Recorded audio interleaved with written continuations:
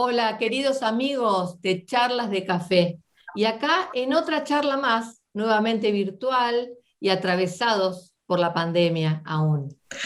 Esta vez estoy con dos muy queridos amigos. Estoy con la doctora Bruna Ventura, de Brasil, por todos conocida, presidente de Alaxa R Joven, y con el doctor Claudio Orlich, también muy conocido, de Costa Rica. Hoy, como vamos a tocar el tema de catarata pediátrica, vale decir que Claudio estuvo muchísimos años trabajando en el Hospital Nacional de Niños de Costa Rica. Y a propósito de eso, vamos a disparar con esta primera pregunta sobre catarata pediátrica y un poco más, porque los que hacemos segmento anterior, cuando nos encontramos con un niño, ustedes saben que es también como un médico clínico. Un médico clínico casi no puede examinar a un niño porque son totalmente distintos. Y en la oftalmología esto no escapa al axioma.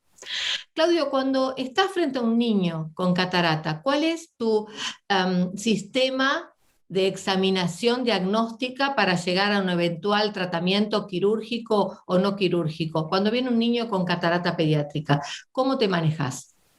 Bueno, creo que es muy importante separar lo que sería la catarata congénita, que catarata pediátrica traumática o por Traumática. medicamentos que también se dan en niños, y el manejo es completamente diferente pues creo que es importante que un bebé chiquito de un mes, 2 meses, lo ideal cuando uno opera una catarata congénita es hacer el diagnóstico lo más temprano posible y operarlo lo más temprano posible. Entonces esos bebés tan chiquitos de un mes o así, muchas veces pues son más fáciles porque se pueden sostener, se pueden envolver en una manta. A veces no es, pues uno puede tratar, obviamente sus ojos son muy chiquitos, cuesta un poquito más revisarlos. Algunas veces, pero en general a veces cuesta un poquito más cuando ya están un poquito más grandes y ya pelean con uno.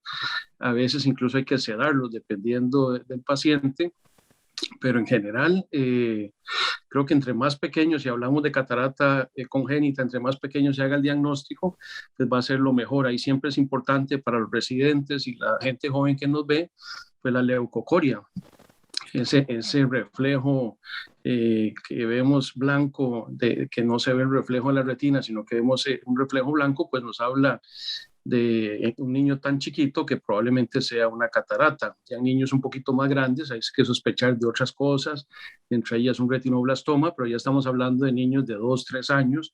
Un niño tan chiquitito de pocos días de nacido o meses, semanas, es un signo sumamente importante. Y pues la exploración, muchas veces cuando son niños más grandes hay que aprender a ganarse el chiquito. Parte de la exploración tiene que ser como un juego. Uno muchas veces lo distrae con muñequitos, lo trata de hacer amistad con el niño y trata de que el niño se sienta en un ambiente que no se asuste tanto. Yo generalmente no uso una bata porque los niños se asustan mucho cuando ven un doctor. Entonces, cuando tengo que revisar niños, trato de hacer, no usar bata y ser amistoso con ellos, ya jugar con ellos, jugar con los papás, para que de alguna forma se haga más fácil el examen. Pero algunas veces es difícil y van a haber casos incluso que vamos a tener que sedarlos un poquito para hacer una buena exploración.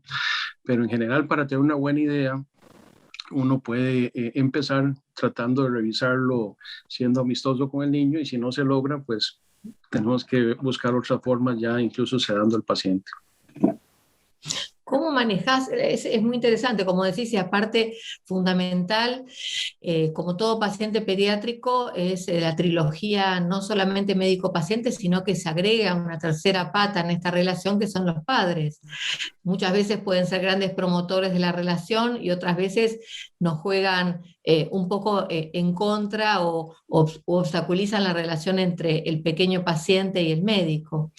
Bruna, ¿cuáles son tus métodos de cálculo cuando decidís hacer un implante en un paciente pediátrico con catarata?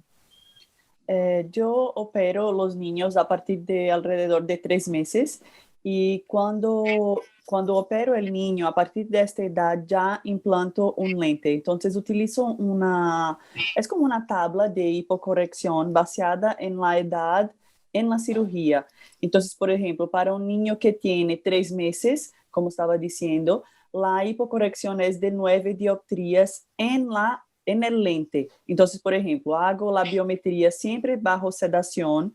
Solo no es bajo sedación si el niño colabora para hacer la biometría óptica. Entonces es un niño más grande. Pero si es un niño más pequeño, es bajo sedación inmediatamente antes que yo empiece la cirugía.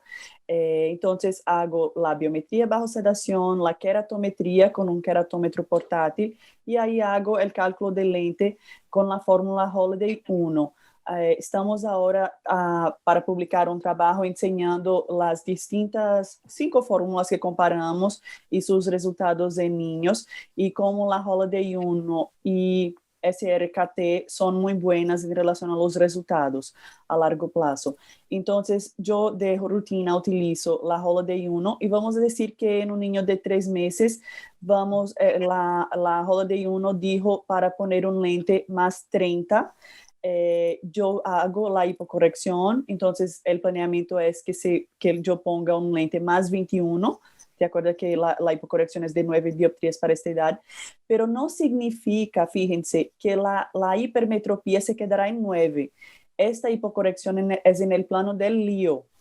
Entonces, la hipermetropía de este niño va a quedarse ahí alrededor de 6, puede ser un poquito más, un poquito menos, a depender de los parámetros biométricos de este ojo.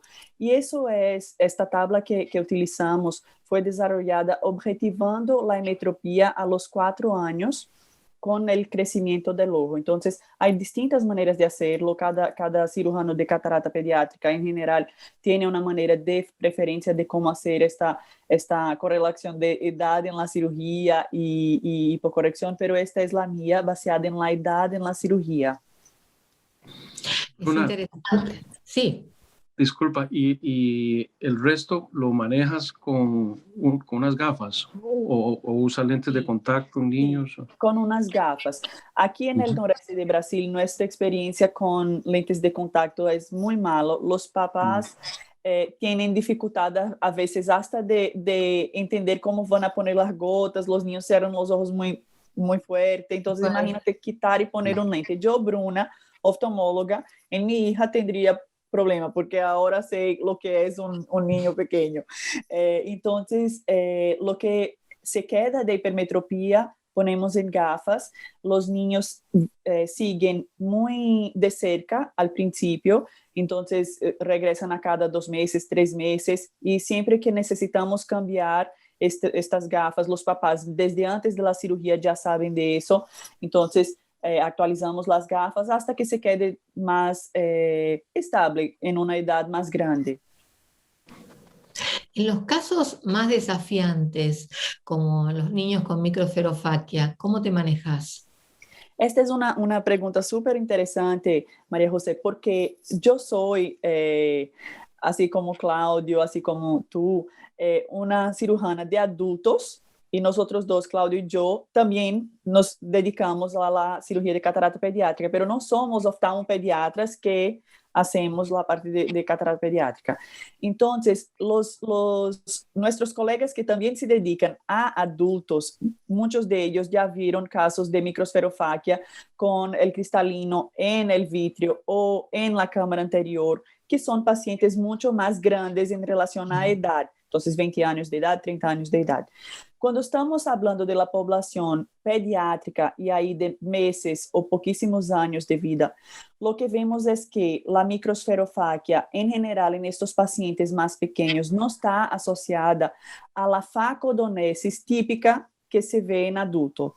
Entonces, cuando yo veo un niño que viene para mí con microesferofaquia, que não está logrando desarrollar a visão adequadamente solamente com gafas, porque tipicamente a microesferofaquia resulta em uma miopia importante, astigmatismo lenticular muitas vezes. Então, se não logra desarrollar a visão de maneira adequada com o tratamento clínico e a indicação de cirurgia, se há uma estabilidade deste saco capsular, ou seja, uma facodonesis mínima, y la microesferofaquia es de un tamaño que el saco capsular tiene por lo menos el tamaño de la óptica, de la lente de 3 piezas que yo utilizo en niños, que es la Type 7 de Alcon, que tiene 5,5 milímetros de diámetro de óptica. Entonces, la técnica que yo utilizo es amputar parcialmente las 2 ápticas de esta lente de 3 piezas. Algunas personas me preguntan, ay, Bruna, ¿por qué no sencillamente quitas los ápticos y pones solamente la óptica de lente en la cápsula? Porque el coto, lo que se queda del áptico es importante para mantener este lente estable. En general, la microsferofáquia ahí tiene un 7,5 milímetros de diámetro. Entonces, si yo quito las ápticas, este lente puede descentrar y no queremos eso. Y en general tenemos una capsulotomía anterior hecha, una capsulotomía posterior hecha y la vitrectomía anterior.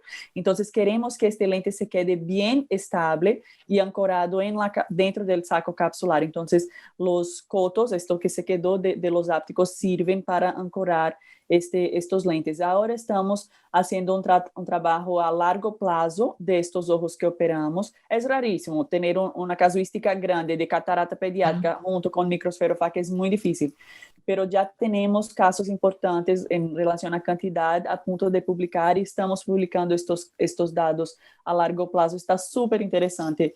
Sí, yo te he visto un video muy interesante, muy lindo que hace un par de años y seguramente, y no es fácil recabar una muestra de este caso específico de población. No. Claudio, ¿vos qué tipo de implante tenés como preferencia en este tipo de pacientes pediátricos? Bueno, cuando son cataratas congénitas, creo que es importante diferenciar si es unilateral o bilateral, sí, porque el manejo es diferente. Bruna decía que le gusta operar a los 3 meses, tal vez si fuera bilateral o está muy similar. Y como bien decías, cada cirujano tiene su técnica y varía mucho. Yo personalmente, si es unilateral, generalmente es un gran reto porque el resultado final, a pesar de que la técnica se haga que sea muy depurada, que toda la cirugía salga perfecta, generalmente al final la ambliopía es lo que termina por dejar un resultado visual muy malo.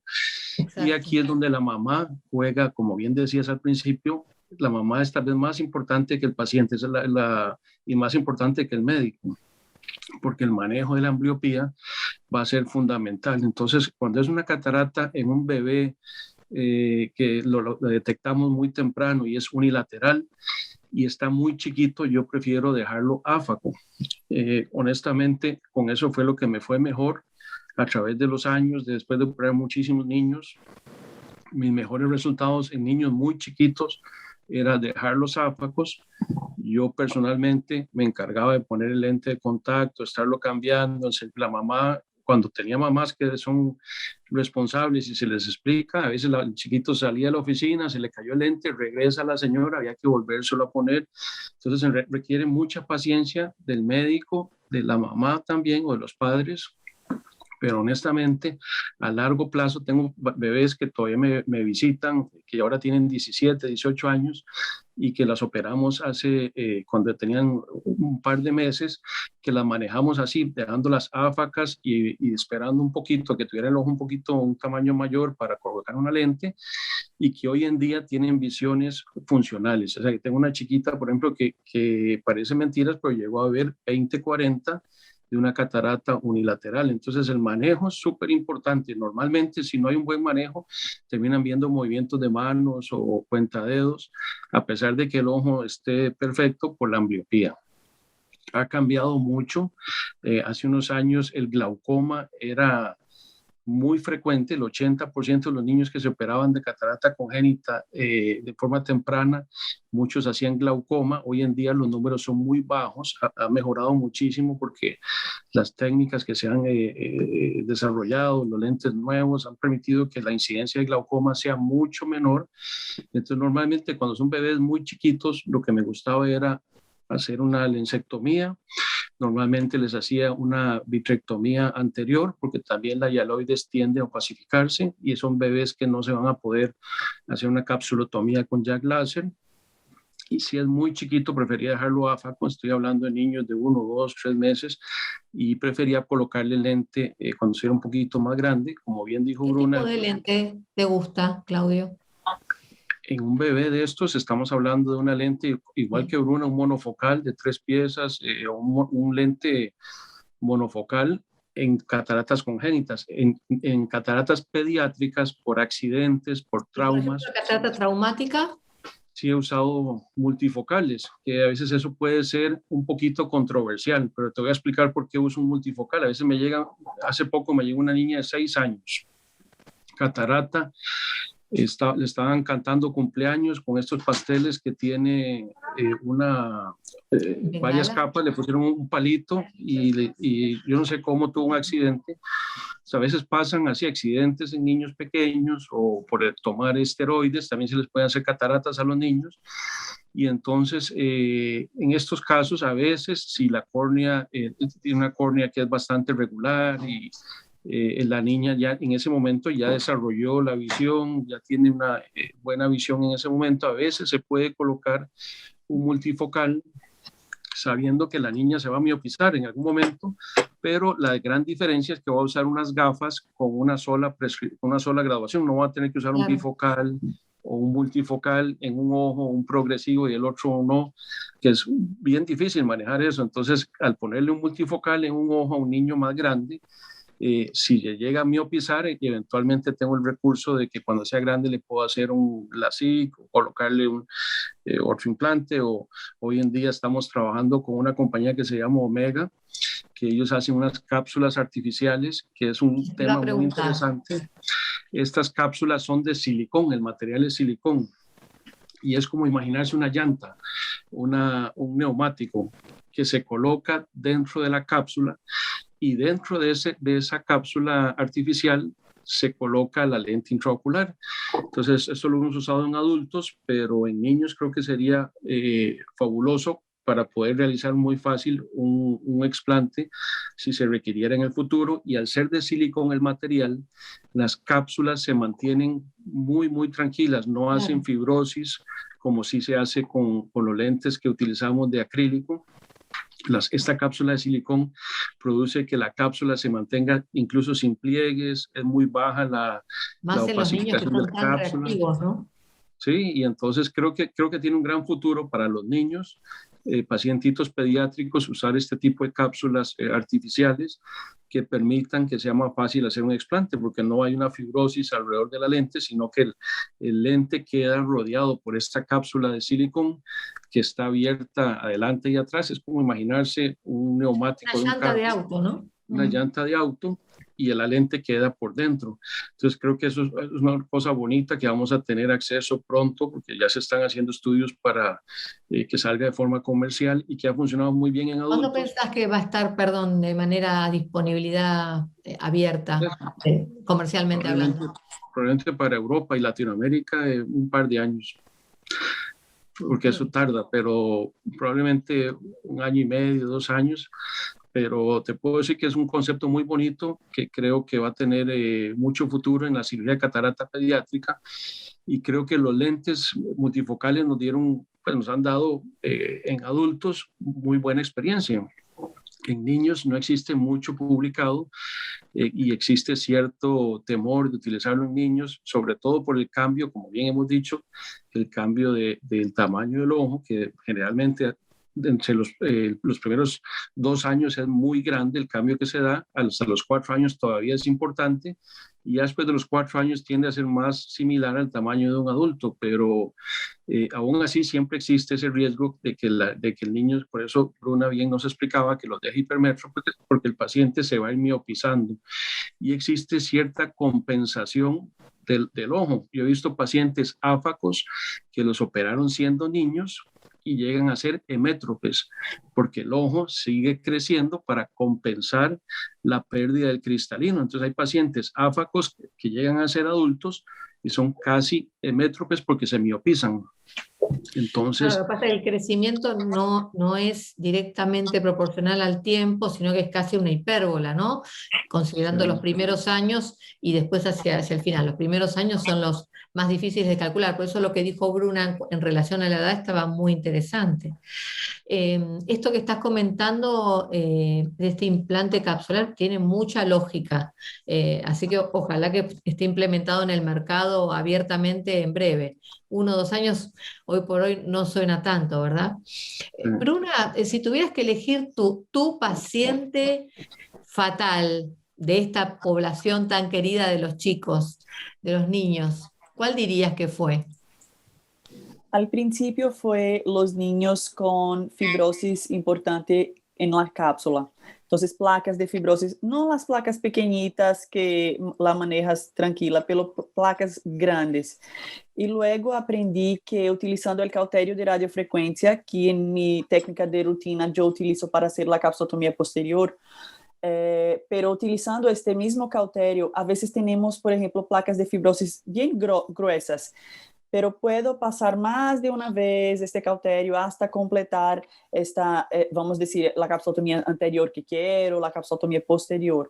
Y fue bien interesante, recientemente presentaron un caso que yo había presentado en un congreso hace más o menos unos 4 años. Y al final me preguntaron, Bruna, ¿qué harías distinto? Y yo completamente distinto, porque en aquel momento yo todavía no estaba utilizando el cauterio de radiofrecuencia como utilizo hoy en estos casos de fibrosis como muy extremas. Y cambió completamente mi manera de, cuando me deparo con estos casos, de cómo planeo la cirugía. Entonces, cuando veía al principio casos así de fibrosis como en la cápsula toda, era como que, ay, ¿cómo voy a lograr ayudar a este niño? Y hoy, cuando veo casos así, es fácilmente, como entre comillas, pero logro hacer mi capsulotomía anterior, quitar esta catarata, y como la capsulotomía anterior logro hacer del tamaño que quiero, redonda, entonces logro poner en general el lente. Entonces cambia muy poco mi resultado final, y al mismo tiempo fue un salto muy importante en manera de cómo ayudar a este niño. Este caso específico, yo hice la cirugía en 2 tiempos, y la pregunta de la persona fue, ¿qué hiciste distinto? Nunca te vi operando, porque es una persona que me ve operando ahora en 2 tiempos, ¿por qué hiciste así? Y entonces fue cuando me fijé cómo cambié en los últimos años, cuando descubrí más este Cuando cauterio de uno ve las cápsulas de los niños, realmente son como un caucho, como una cosa totalmente distinta, desde la resistencia, cómo se comporta, es algo totalmente distinto, como pasa con otras partes de las vísceras de los niños, ¿verdad? Son cosas, y la reacción postoperatoria también es totalmente distinta, por eso la profilaxis postoperatoria también debe ser distinta que en un adulto. ¿Qué tipo, Claudio, de profilaxis postoperatoria das en los niños? Algo específico que no Mira, hagas en los adultos. ahora que le preguntabas a Bruna de cuál fue su peor caso, yo en el Sí. hospital de niños hace muchos años tuve una endoftalmitis, por lo mismo que estás diciendo de la reacción inflamatoria que hacen los niños, y es de las cosas que más me han dolido como cirujano, porque era un bebé que hoy en día lo sigo viendo. Los padres, la mamá era una enfermera, me agarró cariño, gracias a Dios, porque en el momento que eso pasó fue Mucho cariño algo en ese terrible. momento no te tenía. No me tenía, pero no, pero con los años, o sea, Sí. fue una Se dio situación cuenta de tan todo difícil para mí, lógico, para los lógico, padres, para el claro. hospital, Y los que padres ven el esfuerzo que uno hace. claro, y fue de las experiencias más traumáticas como oftalmólogo que he tenido en mi vida. El hecho de que tuviera una endoftalmitis, el niño terminó finalmente con una prótesis, terminó eviscerado, etc. Que hay que estar conscientes de que es Claro, más difícil ponerle las gotas para los papás, que claro. las incisiones siempre hay que dejarlas bien suturadas porque los tejidos son más elásticos, tienden más a fugar, y la reacción inflamatoria o la reacción que tienen es exageradamente muy alta, y entonces Sí. hay que ser muy cuidadosos, verlos con mucho más frecuencia, ser muy cautos con los antibióticos, con los La esteroides de forma profilaxis mucho más frecuente. antiinflamatoria también, más prolongada en el tiempo que lo Sí, habitual. Qué interesante lo que decís, es fundamental lo que estás diciendo. nosotros muchas veces tendemos a, como el paciente evoluciona bien, a veces a abandonar más rápidamente los colirios, pero es una población que suele darnos sorpresas. Por eso, Claudio, lo que decís de el control más estrecho y el tipo de profilaxis es fundamental. Y esto que dijiste, Bruna, lo compartirás. El educar a los padres para colocar una gota. No es fácil colocar una gota de manera efectiva. Y hay padres que donde el niño llora no quieren que llore Sí, y que Claro. creen que le están haciendo un daño en chiquito y es bien difícil. Y la verdad que así como Bruna bien lo dijo, yo no soy un cirujano entrenado para ser cirujano pediátrico. La situación, cuando llegué a Costa Rica, uno de mis primeros trabajos fue trabajar en un hospital de niños y me tocó hacer durante muchos años todas las cataratas congénitas que habían en el país Wow. y pues, pero era un cirujano de adultos, que eso muchas veces incluso existe la duda, ¿quién debería operar un bebé? Un cirujano de adultos que hace 1000 cataratas al año, que tiene el Pero con manejo lo de segmento excelente anterior. cirujano que sos, No, no, por eso. yo te confiaría un hijo mío. No, pero a lo que me refiero es que a veces un cirujano pediatra No sé, pues te tal vez no entiendo. hace tantas cataratas, no está acostumbrado al manejo sí, Sí, sí, sí. de otro tipo de cirugías O una de alta eventual complejidad. complicación. Y entonces siempre existe esa interrogante, ¿quién será el Disquisición. mejor cirujano para Ujú. un bebé? Sin embargo, pues siempre lo mejor es hacerlo de forma conjunta, con un oftalmólogo pediatra. Si no se puede, pues el comentario va dirigido más que todo a que si uno es un cirujano de adulto, no es igual operar a un bebé o a un niño y tiene que estar bien consciente de que va a ser un paciente completamente diferente, va a reaccionar diferente y hay que manejarlo de forma diferente. ¿No? Es muy importante si en algún momento a un cirujano de adulto se le presenta la necesidad de tener que operar una cirugía una catarata congénita o un paciente pediátrico o una catarata traumática, el manejo tiene que ser muy diferente, mucho más agresivo con los antiinflamatorios, mucho más agresivo también con los antibióticos, porque la posibilidad de una endoftalmitis siempre existe y en un bebé que no, va a ser difícil poner las gotas, que va a ser difícil examinarlo incluso, porque en un adulto es muy sencillo determinar que el paciente tiene células o que tiene flare o que tiene, en un bebé puede ser muy difícil y además que el bebé pues no nos va evidentemente no se va a expresar ni va a tener ningún tipo no nos va a dar ningún tipo de alarma de que la cosa no anda bien. Entonces hay que estar sumamente pendiente y verlo con mucha frecuencia porque, como te dije, es el caso de este niño que hoy en día lo sigo viendo, es un niño síndrome de Down que lo sigo viendo, ya es un adulto, ya tiene 18, 20 años, lo conozco de su historia desde recién nacido, pero es una situación muy dolorosa, muy dura, porque realmente es algo que puede pasar y que hay que prevenirlo para que no pase.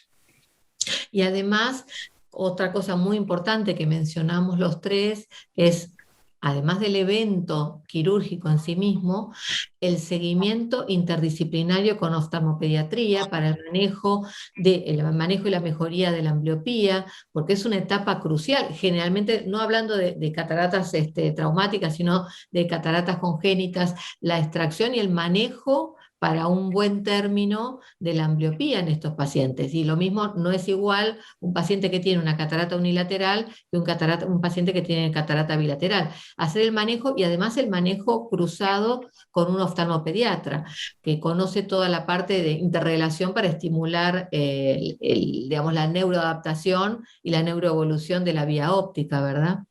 verdad. Y es impresionante porque muchas veces la familia ya tiene a alguien que operó la catarata senil, la catarata relacionada a la edad, operó y ya está viendo súper bien.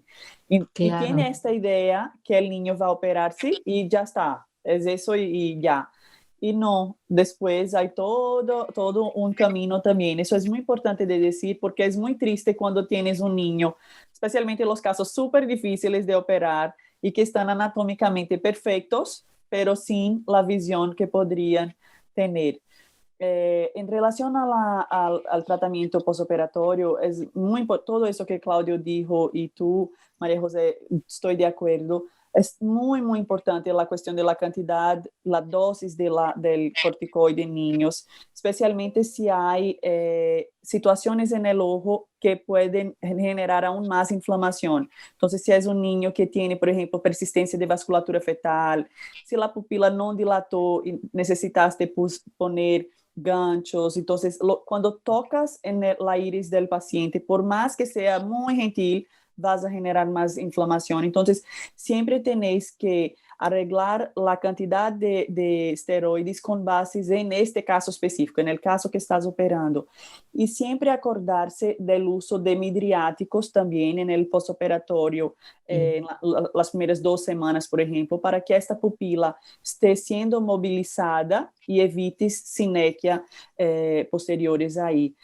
Mi rutina en relación a los esteroides es hacer triamcinolona sin conservantes intracameral, asociado a dexametasona subconjuntival y esteroides tópico empezando a cada 3 horas y ahí disminuyendo en 6 semanas. Eso que dijiste que a veces vemos los ojos muy... El normal en niños es el próximo día ya está con un ojo sin estar rojo, dolorido, lacrimeando. Entonces, el normal es un ojo calmado, blanquito y cada vez mejor en relación a la inflamación. Pero no puedes ver eso todo yendo bien y ay, voy a Es encontrar. tentador. Sí, es tentador, pero luego ves que no es el camino. Logra y tenéis que decir a los papás. Entonces, este caso que Claudio dijo, el mío es que me acuerdo así de ser más, que me llamó mucha atención, fue de un niño que vino, un caso súper difícil de operar, estaba buenísimo 30 días después de la cirugía, y yo le dije a la mamá, mira, está buenísimo, todo yendo muy bien, nos vemos en un mes, ¿ok? Ok. En su cabeza entendió que como estaba yendo todo muy bien, podría sencillamente parar las gotas. Paró las gotas, en 2 días estaba como horrible, ya es un otro Porque yo siempre escenario. digo que los niños hay que tratarlos como si fueran pacientes uveíticos, con uveitis, Sí, y darle toda la plataforma que uno le daría a un paciente con uveitis, porque en realidad tienen ese tipo de reactividad, como la de un paciente con uveitis.